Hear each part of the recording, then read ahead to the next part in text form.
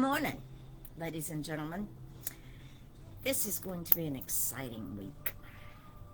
For those of you who do not know, Mary Brotherton's Faith and Folly is now live. Faith and Folly are memoirs about decisions that Mary made in her lifetime in the past, and sometimes they were folly. In other words, they were not really good decisions, and she relied on faith to get her through it. If you have not yet ordered the book, go order it. The hardcover goes live next Monday. Everything else is up there. The Kindle, the Audible, the paperback. These are amazing stories that Mary has written. Mary is my co-host for our All Things Books and Publishing, and she is an amazing author. She has also written Sally's Heart, which is a children's book based on the donation of a heart to her cousin and what happens, why it happens, and the gift of life. She's also written my angel book for children, which talks about we see angels all around us in the air, and our pets and other people, in instances that happen if we just take the time to look. Mary also will have another book coming out called Steep Steps. She's reworking some of that for us. I am so proud of her that she blessed me with being able to publish her books. She's an amazing human being. I've known her for over 20 years. Our friendship goes way back from the very first time I met her. She is a very humble woman. She's a very kind woman. She is a very empathetic woman. So go and get Faith and Folly. I will post it in the link once we go into archives with this live. Another person that I am so proud of, y'all have no idea how proud I am of this young woman. Sherry Ann Richardson. Sherry Ann has had a few rough things in her life, but she had some dreams. Now, ladies and gentlemen, in my lifetime, dreams have been known to go by the wayside. So I understand that journey. When we started Midnight Publishing, she very quietly asked me if I would publish a book for her. And it was called A Chocolate Lover's Garden. 25-year dream this woman had. This book is not just a book. It is about how the cocoa bean came to be, what it was used for, how you can build a garden using chocolate flavored plants, how the Aztecs used the cocoa bean as money, how royalty at one time was the only people that were allowed to drink chocolate. She gives you baking tips and recipes. She gives you cooking tips on how to make wonderful dishes with chocolate. And I'm not talking about the store-bought chocolate, ladies and gentlemen. I'm talking about growing the cocoa bean at your home in a pot and making cocoa out of it, making chocolate out of it. That book has been out for a while, and I have to tell you, she is taking that book in September to a chocolate convention. 800 plus people will be at this convention. She will be speaking at this convention. I will put that link in the comments section too at the end of this live. She also, when she was in high school, wrote a book called Under the Dragon's Eye. That book will be live next Monday. Labor Day. What an exciting time for Labor Day. Under the Dragon's Eye is the story of a family that deals with, unbeknownst to them, the mob. You may ask, what does it mean? All I will tell you is when you look on the back cover, you will see a dragon and you will see a bowling alley. You have to open the book to see how those two blend together. These two women are absolutely phenomenal. They they are just, I can't say how proud of them I am. Mary, for trusting Midnight Publishing with her babies, and Sherry for trusting Midnight Publishing to publish her works. You may say, well, Yvonne, what is the cost? Ladies and gentlemen, I can't say this enough. I do not charge my authors. They get all of their royalties when their books sell. The reason I do not charge is because many years ago, in a faraway land, when I first became published, we were unheard of. In fact, self-published authors is what we were called. And someone in one of their nasty reviews, which there were 3, called me a self-published author. We are not self-published authors. Our title is indie authors. And the reason we say that, just like indie films and indie music, we walk our own path. We do our own thing.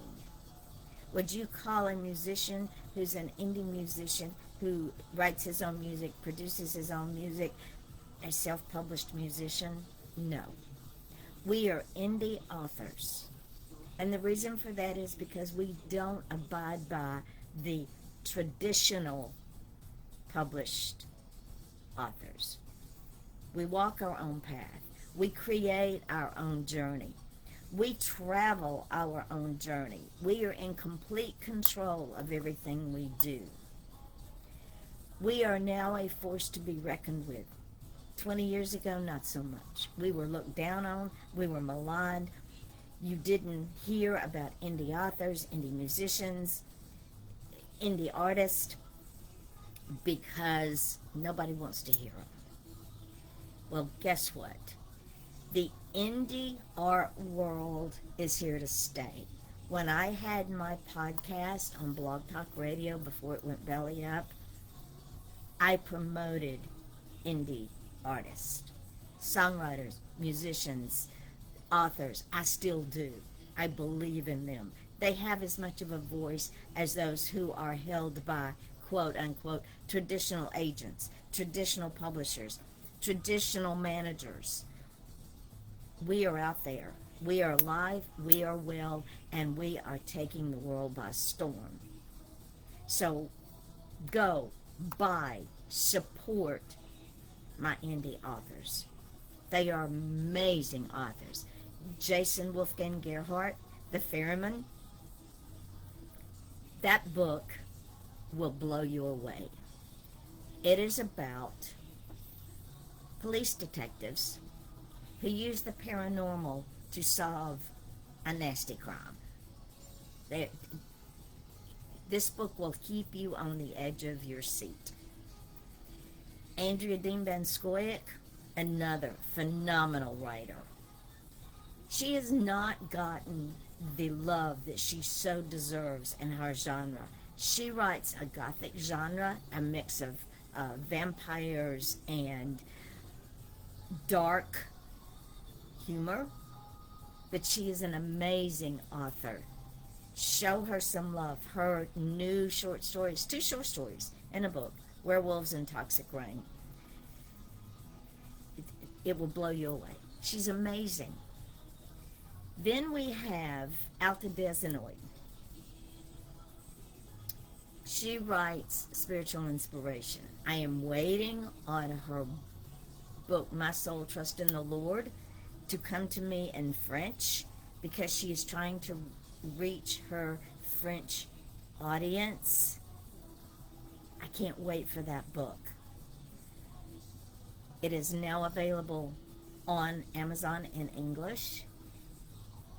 Peggy Engler writes spiritual inspiration, A Voice from the Pew, A Closer Walk, Encouraging Word, Food for Thought, Soulful Inspirations, The Good, the Bad, the Ugly.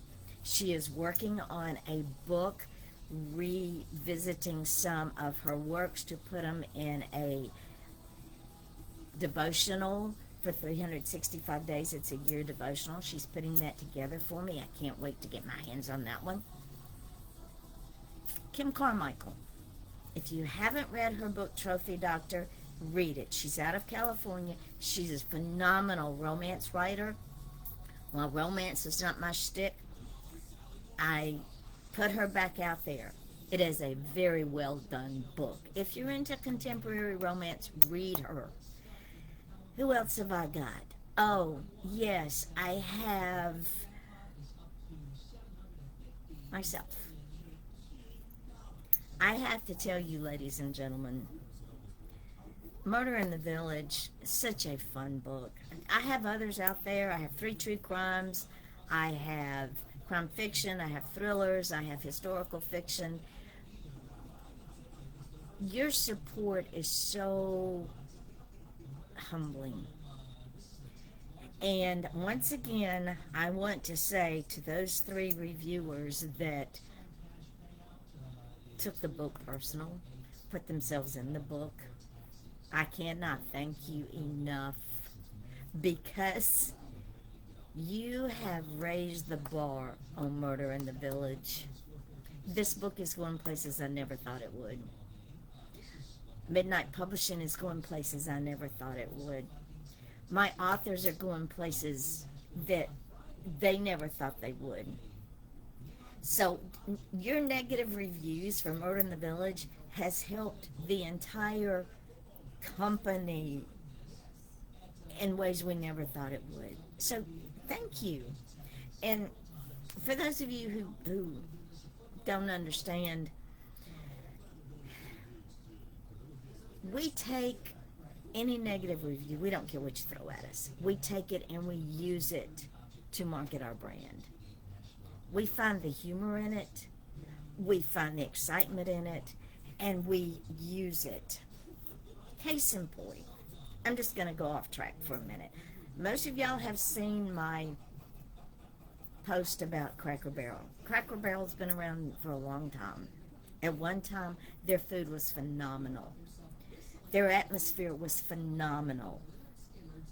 Their nostalgia was phenomenal.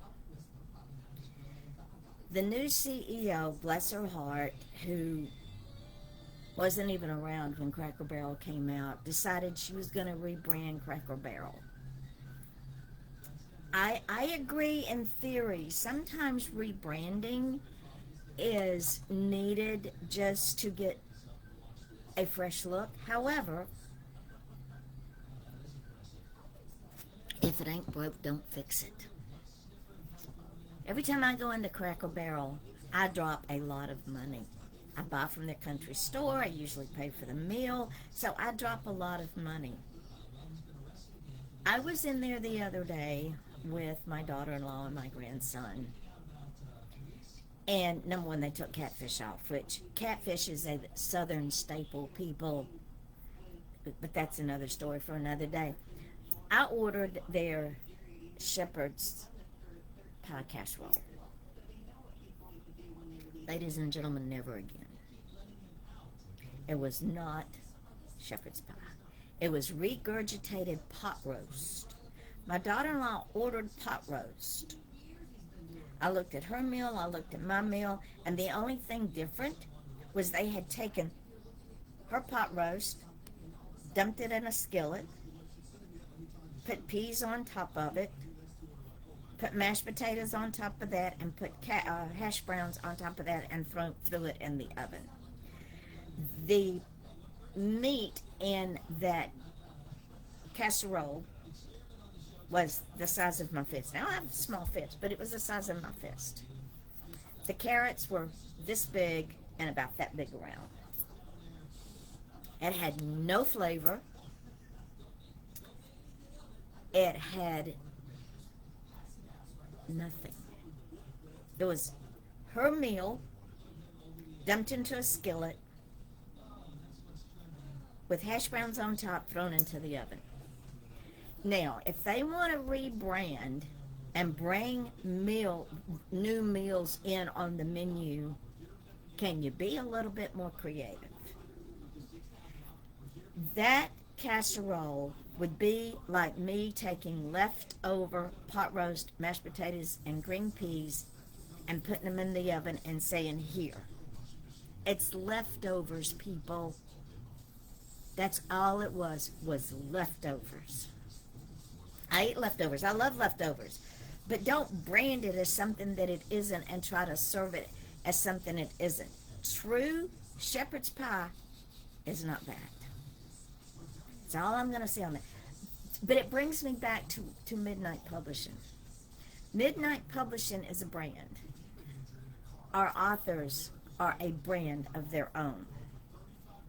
We are now doing new imprints for children's books, which is still part of the Midnight Publishing brand, but we're doing a new imprint for children's books. We will not rebrand Midnight Publishing.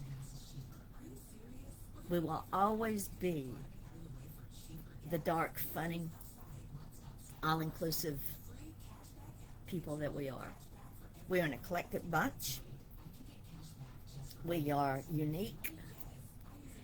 And we will never, ever charge you to publish your book. We do ask you to help us to promote your books. We ask you to help us get your work out there.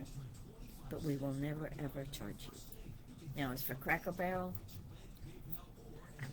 they're a lost cause. Let's just face it, they are a lost cause. But that's on them. That's on them. They got to do what they think they got to do. But before you try to rebrand something, you might want to check the history. So, that's my Monday rant. That's my Monday encouragement for my authors. That is me asking you to buy my authors' books. Help them to be successful because they are a great group of people. Alta Desenort, Peggy Engler, Kim Carmichael, Sherry Ann Richardson, Mary Brotherton, Jason Wolfgang Gerhard, myself. We're bringing on another author in a couple of weeks. We'll be bringing another spiritual inspirational author. And guess what? Mary is creating a new imprint for our spiritual inspirations. So going forward, our spiritual inspiration books will have their own imprint.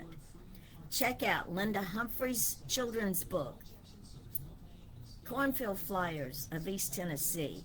Your kids will love it. They will absolutely love it. I will leave you now and will bring you up to date. I will put the links in the comment section. Go and support my authors. Until then, thank you.